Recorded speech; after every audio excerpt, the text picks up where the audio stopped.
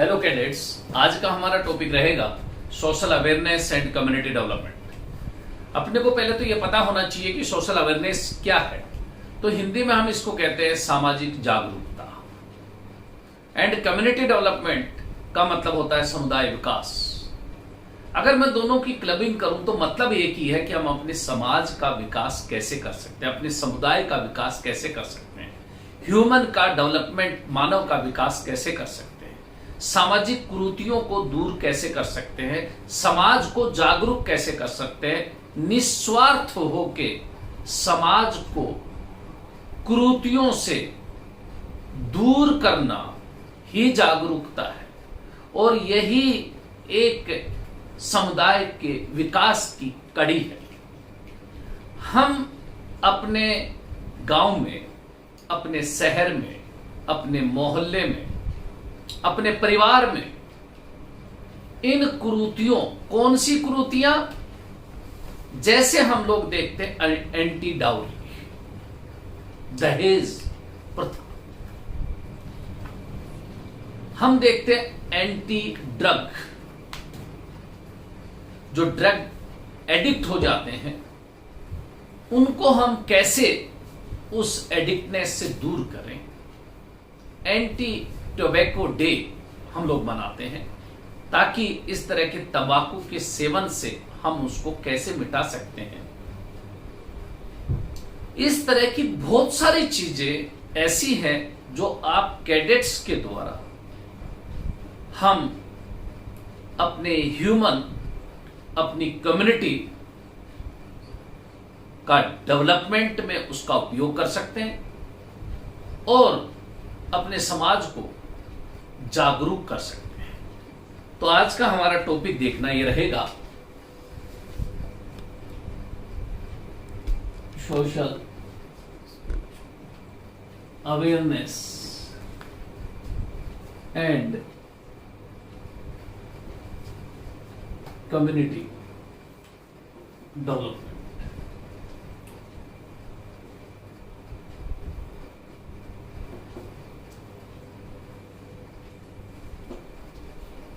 इसका मतलब हम लोग समझते हैं सामाजिक जागरूकता एवं समुदाय विकास।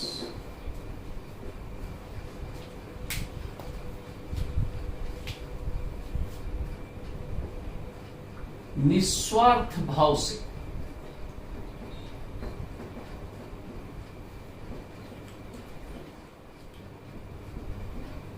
समाज एवं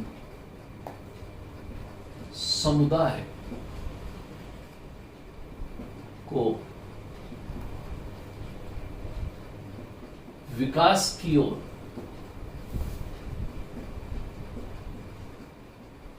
अग्रसित करना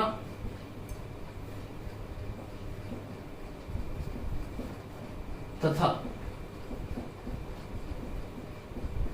जागरूक करना, उनमें जागृति उत्पन्न करना ही आज का टॉपिक है।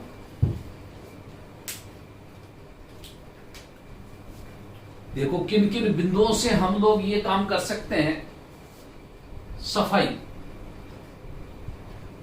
क्लीनलीनेस,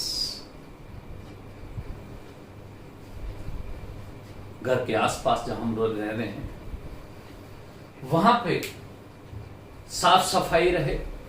और खासकर आज के इस दौर में तो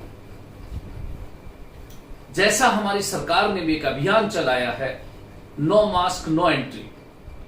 कहने का मतलब आज इस कोरोना से कोई वैक्सीन जब तक नहीं आई है, मास्क ही बचाव है। हम उसके प्रति भी अपने दोस्त को, अपने घर में, अपने मोहल्ले में उनको जागरूक कर सकते हैं कि हम बाहर निकलें तो मास्क पहनना बहुत जरूरी है। साफ सफाई उसके साथ ही ये भी उसी का हिस्सा है कि अगर हमको विभिन्न प्रकार की बीमारियों से बचना है तो अपने पास साफ सफाई रखनी पड़ेगी, अपने आसपास साफ सफाई रखनी पड़ेगी, अपने घर में साफ सफाई रखनी पड़ेगी। जहां हम लोग पढ़ रहे हैं, जिस एरिया में हम लोग पढ़ रहे हैं, वहां पे साफ सफाई रखनी पड़ेगी। तो एक चीज, ये साफ सफाई के लिए भी हम जहां रह रहे हैं अपने परिवार से शुरू करेंगे, अपने खुद से शुरू करेंगे कि मैं समय पर अपने खुद के शरीर को, बाहरी है वो तो साफ सफाई, आंतरिक रूप से स्वच्छ रखूं, अपने परिवार को भी स्वच्छता के प्रति प्रेरित करूं, और परिवार के बाद जब मैं उस मोहल्ले से निकलता हूं, वहां पे कोई गंदगी दिखती है तो वहां से गुजरने वाले लोगों को खुद साफ करके प्रेरित करना भी जागरूकता है। तो इस तरह से साफ सफाई का हम लोग ध्यान रखेंगे तो पक्का से ये समाज के उत्थान के लिए एक जागरूकता का पहला कदम है। ट्री प्लांटेशन,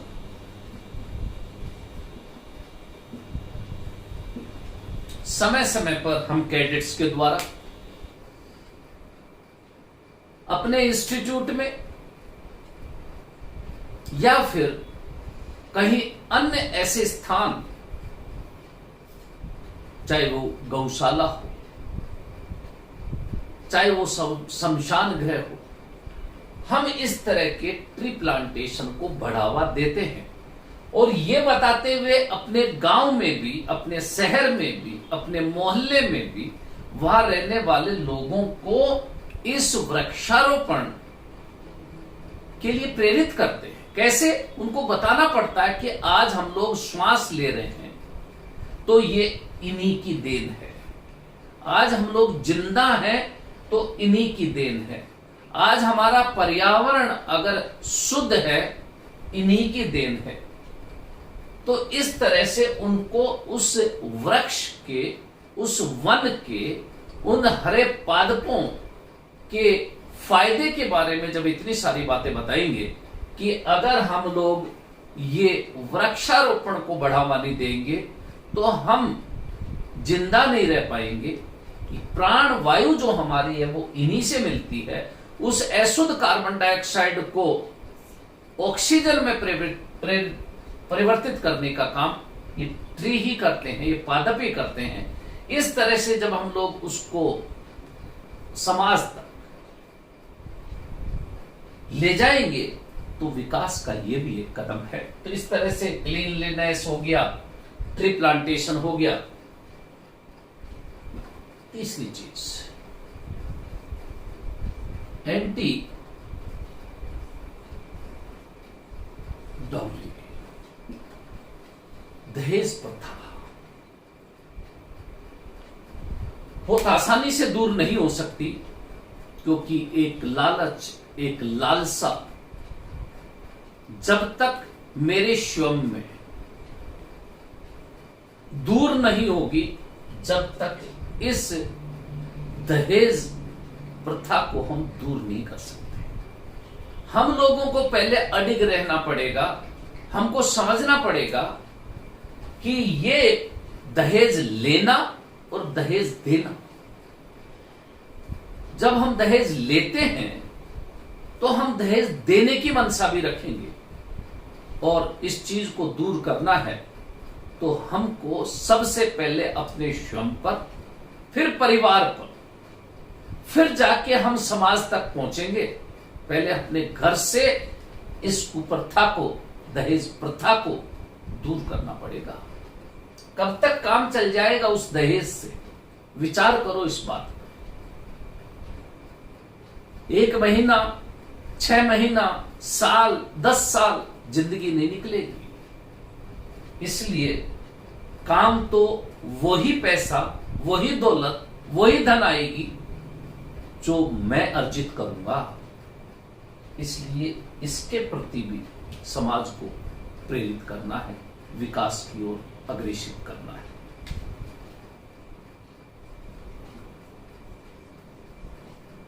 एंटी ड्रग, गांव-गांव में, शहर में आप लोग देखना, खासकर छोटे बच्चों से लेकर ऐसे बच्चे जो खाना बदोश की जिंदगी जी रहे हैं, जो भिक्षा प्रवृत्ति की जिंदगी जी रहे हैं उनमें ये बहुत तेजी से फैल रहा है। और इस ड्रग को, उनको इस ड्रग के प्रति, नशे के प्रति आदी बनाने का काम हम कर रहे हैं। कैसे? भिक्षा के रूप में हम उसको पैसे देंगे, उस पैसे से वो अपनी दिनचर्या नहीं चला रहा, वो इस नशे की प्रवृत्ति को बढ़ा रहा है। तो मेहरबानी करके मैं रिक्वेस्ट करूंगा, चाहे आप उस बच्चे को खाने को दें लेकिन पैसा ना दें। इनडायरेक्टली, परोक्ष रूप से आप उसको एडिक्ट बना रहे हैं, नशे के प्रति आदी बना रहे हैं।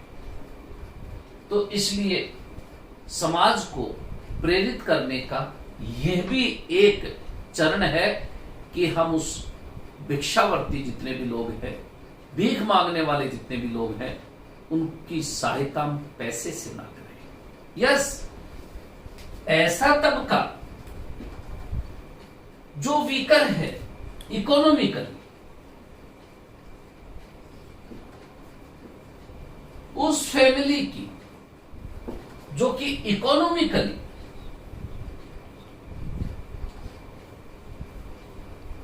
आर्थिक रूप से कमजोर है, उस परिवार को हम, वो परिवार भिक्षा नहीं मांग रहा है, हम उस परिवार की डायरेक्टली और इनडायरेक्टली, कहने का मतलब प्रत्यक्ष एवं परोक्ष दोनों रूप से सहायता कर सकते हैं। हमको मालूम है ये परिवार आर्थिक तंगी से गुजर रहा है, उसको जरूरत है इस चीज की और उससे उस परिवार का उत्थान हो सकता है, ऐसे परिवार की हम सहायता करेंगे। हमको मालूम है इस पैसे का या फिर किसी और साधन से, जैसे मैंने बुक्स प्रोवाइड करा दी, उससे वो दुरुपयोग नहीं करेंगे, उसका सदुपयोग करेंगे। ऐसे वीकर सेक्शन की सहायता करना भी समाज को, इस समुदाय को विकास की ओर अग्रसर करना है। ये बात और भिक्षावर्ती वाली बात दोनों में बहुत फर्क है। हम उस छोटे बच्चों 5 साल से लेकर 4 साल से 10 साल तक, 15 साल के बच्चों में इस तरह की प्रवृत्ति है, उसको पास में बुला के तसल्ली से बिठा के अगर थोड़ा समझाने की कोशिश करें, मानेगा नहीं, क्योंकि अगले दिन फिर उसको वही करना है। लेकिन कोई इस तरह के एनजीओज जो ऐसे बच्चों को शिक्षा देते हैं, हम उनको ऐसे बच्चों का पता बता के कि ऐसे बच्चे इस जगह पे हैं, एनजीओज के द्वारा उस चीज को दूर की जा सकती है। इसके अलावा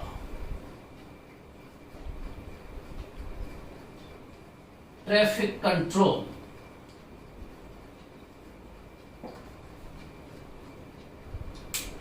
यातायात नियंत्रण,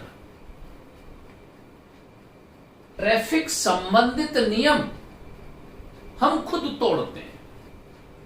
पहले हमको खुद को समझना होगा कि हम ट्रैफिक से संबंधित नियमों की पालना करें। रेड लाइट है तो रुकना है, ना कि उसको क्रॉस करते हुए निकल जाएं। पीछे से एम्बुलेंस आ रही है, हमको साइड देनी है, हमको सीट बेल्ट लगानी है, हमको 2 व्हीलर पे जा रहे हैं तो हेलमेट लगाना है, ओवरटेक करते हुए हमको ध्यान रखना है पीछे और आगे का, सड़क क्रॉस करते हुए हमको दोनों तरफ ध्यान देके ही क्रॉस करना है। इन सब चीजों की जानकारी भी को नियम तोड़ते हुए कोई दिखता है, उसको रोक के उसको उसके प्रति जागृत करना भी विकास की ओर बढ़ावा का एक कदम है। तो इस तरह से इन पॉइंट्स के अलावा ब्लड डोनेशन, जैसा मैंने आप लोगों को पहले बताया था,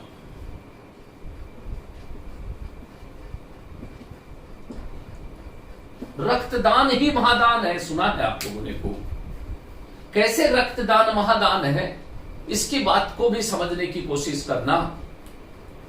केवल ऐसे रोगी नहीं जो एक्सीडेंटल केस में आए हैं, परंतु ऐसे पेरेंट्स जिनके बच्चे पैदाइशी बाय बर्थ थैलेसीमिया से ग्रसित है, ऐसे पेरेंट्स जिनके बच्चे पैदाइशी सिकल सेल एनीमिया से ग्रसित हैं, उन पेरेंट्स को तो आए दिन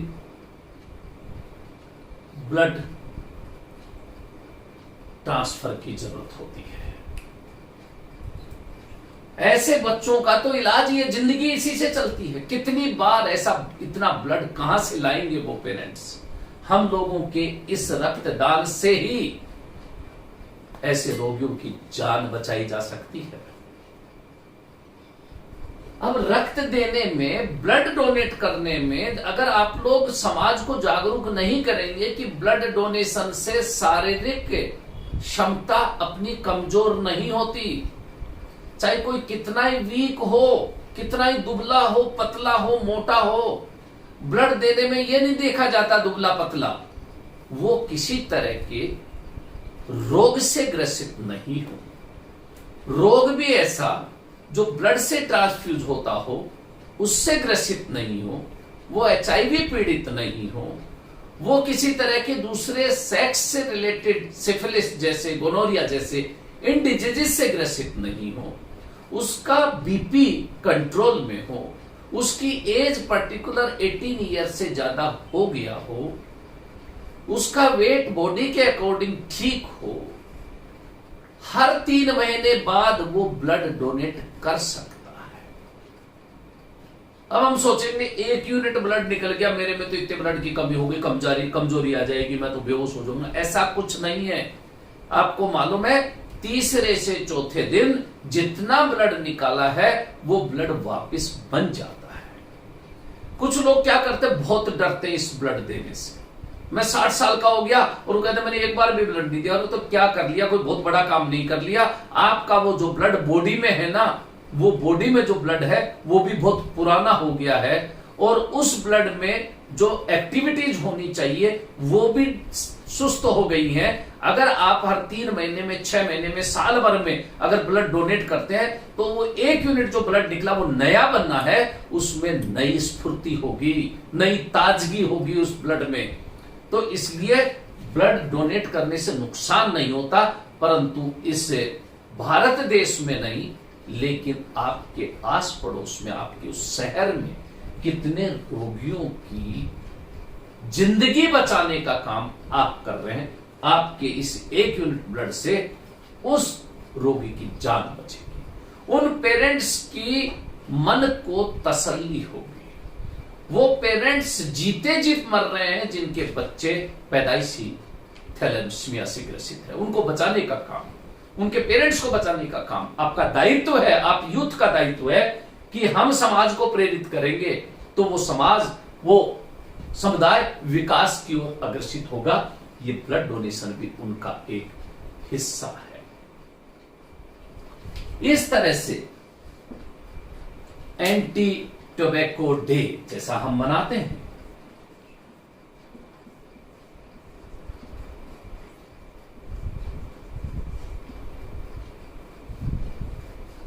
तंबाकू निषेध है। आज कोई बच्चा गुटखा खा रहा है, तंबाकू वाला गुटखा खा रहा है, रजनीगंधा खा रहा है, उस पर लिखा हुआ होता है बाकायदा, ऐसे ऐसे फोटो बना रखे कैंसर की, कोई उसको देख के ही नहीं खाए। लेकिन हम उस पुड़िया में कैंसर ग्रसित रोगी की फोटो छाप रखे, लिखा है ये सेहत के लिए बहुत हानिकारक है, उसके बावजूद भी उसको खोल के हम गुटखा खा रहे, तंबाकू खा रहे। इसको खाना एडिक्टनेस तो है ही, आदि तो बनाती ही है, लेकिन कैंसर को बढ़ावा देती है। आज पूरे विश्व में, भारत में नहीं, कैंसर रोगियों की संख्या चरम पर है। ऐसे रोगी बहुत बढ़ रहे हैं। हर तीसरे आदमी में आप लोग देखोगे एक पर्टिकुलर एज के बाद किसी न किसी तरह का कैंसर हो रहा है। कारण उसके पीछे केवल एक तंबाकू नहीं है, हमारा खान पान भी है, हमारा एनवायरमेंटल डिग्रेडेशन, पर्यावरणीय प्रदूषण भी उसका एक हिस्सा है। पेस्टिसाइड वाले खान पान भी उसका एक हिस्सा है। और ये तो हम खुद का कैंसर को अपनी ओर बुलाने की ओर का एक कदम है तंबाकू का सेवन। निकोटीन जो उसमें होती है एडिक्टनेस कोच करती है। तो इस तरह के एंटी टोबैको डे बनाकर भी हम अपने समाज को जागरूक करके इस समुदाय के विकास में एक अहम भूमिका अदा कर सकते हैं। इसके अलावा सेक्स डिटर्मिनेशन,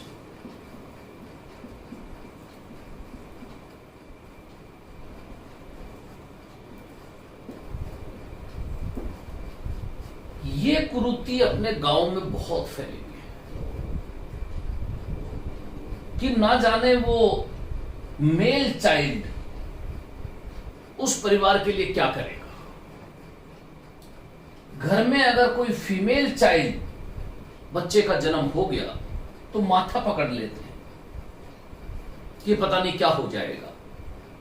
ऐसे परिवार को आप लोग समझा सकते हो कि हमारे इस राजस्थान की मुख्यमंत्री वसुंधरा राजे भी एक औरत लड़की ही थी। हमारे भारत की प्रधानमंत्री श्रीमती इंदिरा गांधी पहली प्रधानमंत्री, महिला प्रधानमंत्री, वो भी एक महिला औरत लड़की ही थी।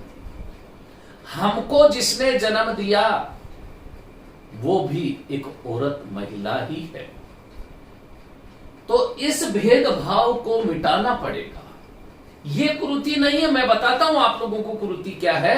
अगर किसी परिवार में एक महिला के दो बच्चियां पैदा हो गई, उसको ताने मार मार के इस हद तक परेशान कर देते हैं कि इस औरत के तो लड़कियां ही लड़कियां पैदा होती। ऐसी परिवार की सोच को आप लोग बदल सकते हैं ये कह के कि आपकी इस औरत में, बहू में ये कमजोरी नहीं है। लड़के नहीं पैदा करना आपके लड़के की कमजोरी है, क्योंकि लड़का तब पैदा होगा जब आपके लड़के से वाई नाम का क्रोमोसोम गुणसूत्र मिलेगा। उस फीमेल में तो एक ही तरह के युग्मक बनते हैं एक्स वाले, और जब वो वाई वाला क्रोमोसोम मिलेगा तब जाके लड़का पैदा होता है। इस तरह की कुरीतियों को मिटाने के लिए आपको समझाना पड़ेगा। ऐसे परिवार अपने लड़के की दूसरी शादी कर देते हैं कि यस इसके तो लड़कियां लड़कियां हो रही है, वो दूसरी शादी कर लाते, तब बच्चे का वंश चलेगा, लड़का पैदा होगा। उनको समझाने की कोशिश करनी पड़ेगी। इस तरह की कुरीतियों को आप यूथ समझ के, पढ़े लिखे इसलिए दूर कर सकते हैं क्योंकि अपने गांव में एक ये जैसे अडल्ट एजुकेशन की बात मैं करता हूं,